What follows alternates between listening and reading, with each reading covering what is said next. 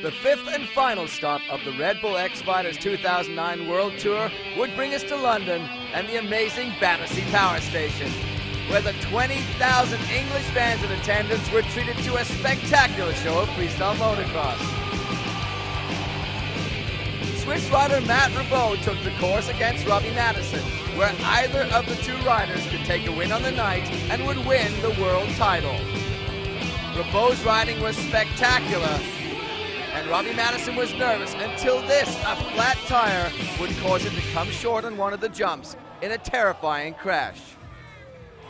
But Redbull would get up and leave on his own 2 feet to get some medical treatment, which left Madison to advance through the semi-final against Nate Adams, one of the other riders who was in contention for the world title that night.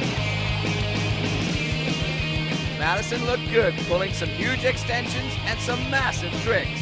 But then, after the big course transfer, his bike would stall, causing him some problems until he got to the same ramp where Matt Redbull had his crash, and that was enough to let Adams advance.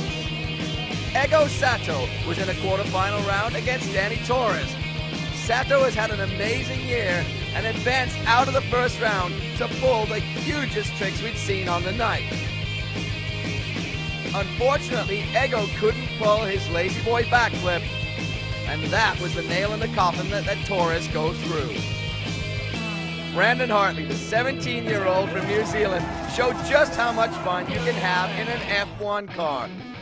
Up against the other 17-year-old Kiwi was Danny Torres against Levi Sherwood in the semifinals.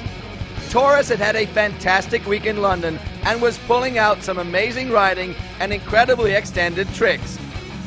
Take a look at this. The Twitch Indian Air to Saran Wrap whipped out an unbelievable trick. But even tricks like this, the turn down, were not enough to take Torres through, and Levi Sherwood would advance through to the finals.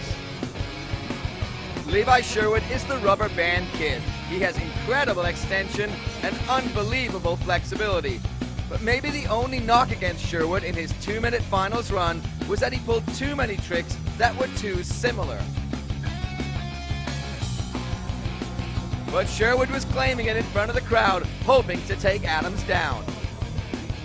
With the win against Robbie Madison in the semifinals, Nate Adams had already claimed the World Series. Here, he pulls one of his signature 360 tricks, the only rider in the field pulling 360s, which the judges would almost certainly reward.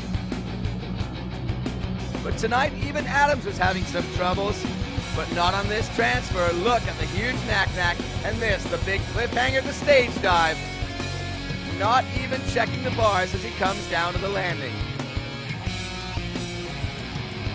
Adams was a little bit concerned, so it was down to our 5 judges to make the decision. And their decision, Nate Adams, #1 in London. So as the 2009 series wound down, the champagne would fly, and Nate Adams would celebrate a double win at Battersea.